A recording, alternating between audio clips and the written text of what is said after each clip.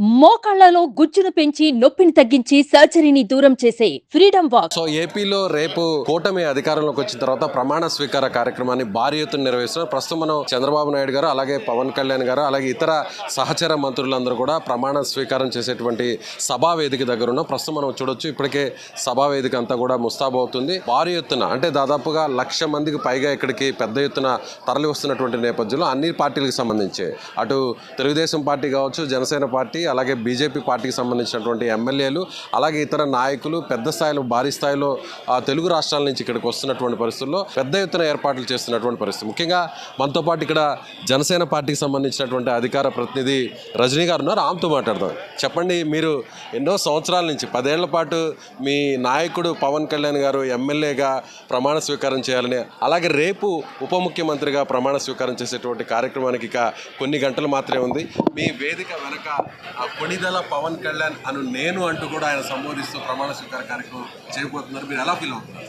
ముఖ్యంగా తాడేపల్లి గూడెం సభ సాక్షిగా కట్టుబడి ఈరోజు సైన్యం అంతా ఒక తాటి మీద నిలబడి ఈరోజు చేసినటువంటి యుద్ధ ఫలితం. ఈరోజు అన్నయ్యని స్టేజ్ మీద చూసుకుంటూ కొణిదెల పవన్ కళ్యాణ్ అనే ప్రమాణ స్వీకారం కోసం రాష్ట్రం మొత్తం ఉవ్విళ్ళూరుతుందండి. ఈ అకేషన్ ముందుగానే వస్తుందని విజేంద్ర ప్రసాద్ గారు బాహుబలిలో ఆ స్క్రిప్ట్ పెట్టారు. ఒక సైనాని నుంచుంటే ఎలా ఉంటుంది, సైనాని ప్రమాణ స్వీకారం అంటే ఎలా ఉంటుంది, ఎరా మారుమోగిపోతుంది అని మరొక్కసారి అక్కడ ముందుగానే మేము చూసినటువంటి పరిస్థితి అండి. ఈరోజు పార్టీ కోసం పనిచేసిన వాళ్ళు ఎవరైనా సరే, ఈరోజు పార్టీలో కోట్లు నష్టపోయిన వాళ్ళు ఎవరైనా సరే, అన్న కోసం దశాబ్ద కాలం నుంచి మాటలు పడుతున్న వాళ్ళు ఎవరైనా సరే, ఇలా దగ్గర నుంచి అన్నని చూడలేకపోయినా సరే, 70mm స్క్రీన్లో చూడలేకపోయినా సరే, మీ ఇంట్లో ఉండే టీవీలో ఆ ప్రమాణ స్వీకారాన్ని చూస్తూ ఆనంద బాష్పాలతో కన్నీటి పర్యంతం అవుతున్న తరుణాలు జరగబోయేది కూడా మా కళ్ళల్లో కనపడుతుందండి. ప్రతి ఒక్కరూ ఆ క్షణం కోసం మనస్ఫూర్తిగా ఎదురు చూశారు. ఈరోజు సింగిల్గా వెళితే 40 గెలుస్తావు, 50 గెలుస్తావు అంటూ ప్రత్యర్థులు వైసీపీ వాళ్ళు మమ్మల్ని ఎంత రెచ్చగొట్టినా సరే, ఈరోజు ప్రజాక్షేమం,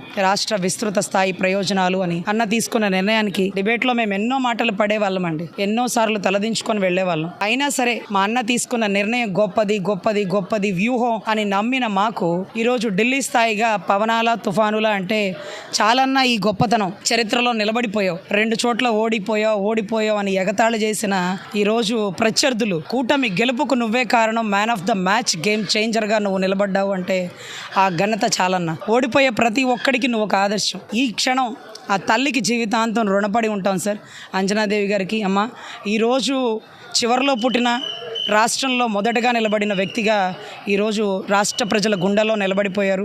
ఆ సైన్యం సమాధానం, సైనాని కోసం, ప్రమాణ స్వీకారం కోసం మనస్ఫూర్తిగా ఎదురు చూస్తున్నారు. నీ బిడ్డను ఈరోజు రాష్ట్ర అభివృద్ధికి దత్తత ఇచ్చినట్టుంది. మొరిగే కుక్క అంటుంది దత్తపుత్రుడని. కాదురే, పిఠాపురంలో దత్తాత్రేయ పుత్రుడుగా ప్రమాణ స్వీకారం చేయబోతాడు. పట్టాభిషేకం జరగబోతుంది మా నాయకుడికి. అయిపోయింది, అరణ్యవాసం అయిపోయింది, సుందరకాండలు అన్ని అరణ్యకాండలు అయిపోయినాయి. ఇక అల్టిమేట్గా పట్టాభిషేక తరుణం ఒక్కటే ఉంది. ఈ క్షణం కోసం మేము ఎంత చెమటోర్చామో, ఎంత కష్టపడ్డామో, ఎన్ని మాటలు పడ్డామో, ఎన్ని ఇబ్బందులు దాటుకొని వచ్చామో, వాటన్నిటికీ కూడా మా అందరం అండి, మేమెవరం పదవులు ఆశించే వాళ్ళం కాదు. అన్న ఒక గొప్ప స్థాయిలో ఉంటే దూరం నుంచి చూసి తప్పట్లు కొట్టుకొని వెళ్ళిపోయే వాళ్ళమే. మేము పడిన కష్టానికి ఫలితం అన్న ప్రమాణ స్వీకారమేనండి.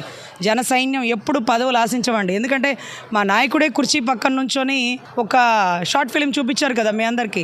ఎగిరిపోతున్న పేపర్లు, ఆపేసిన స్విచ్, ఆగిపోయిన ఫ్యాను, ఇవన్నీ కూడా రియాలిటీలోకి వచ్చేలా స్విచ్ని ఆపేసింది ఆయనే, ఫ్యాన్ తిరగడం ఆపింది ఆయనే. ఏది నిరుద్యోగం, పేదరికం, అమరావతి, భవిష్యత్తు, ఎగిరిపోతున్న ప్రతి పేపర్ని తీసుకొచ్చి టేబుల్ మీద పెట్టి, ధర్మచక్రాన్ని దాని మీద పెట్టి, కుర్చీ పక్కన కాపలా కాసిన కాపోడి సత్తా ఏంటో ఈరోజు రాష్ట్రం చూసిందండి. 100% ఇది గొప్ప ఘనతగా భావిస్తాం. మా అందరి కష్టం ఫలించింది.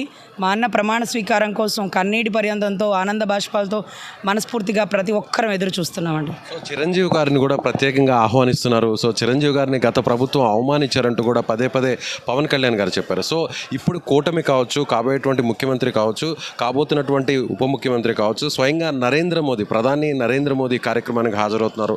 ఆయన సమక్షంలో చిరంజీవి గారికి ఇలాంటి ప్రత్యేక ఆహ్వానితుడిగా గుర్తింపు తీసుకురావడానికి ఎలా ఫీల్ అవుతుంది?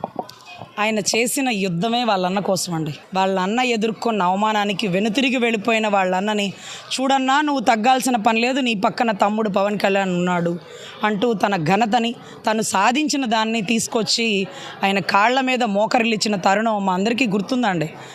అంటే అంటే కాళ్ళు పట్టుకొని నమస్కారం ఇలా పెడతారా? చెప్పులు విప్పేసి పెడతారా? పూర్తిగా మోకర్లిచ్చి తల నేలకి తాడుస్తున్నాడా? తల కాళ్ళ మీద పెట్టాడా? ఆ రోజు కూడా మీ కేక్ కటింగ్లో చూసుంటారు బహుశా. ఏదంటే కంగ్రాచులేషన్స్ పెట్టలేదు, పిఠాపురం ఎమ్మెల్యే పెట్టలేదు, హ్యాండ్స్ ఆఫ్ అని పెట్టాడు. ఒక పోలీసుడు కొడుకు ఆ స్థాయిలో కూర్చొని ఢిల్లీ స్థాయిలో మోడీ గారితో ప్రశంసలు అందించుకొని ఆ ఘనతని సాధించిన ప్రగతిని అన్నకి గిఫ్ట్గా ఇచ్చినటువంటి తమ్ముడు పవన్ కళ్యాణ్ ఎప్పుడు ఇలాంటి తమ్ముడు ఉంటే బాగుండు, రాష్ట్రానికి ఒక అన్నలాగా నిలబడితే బాగుండు అనేటటువంటిగా రాష్ట్ర ప్రజలు ఎదురు చూస్తున్న తరుణం.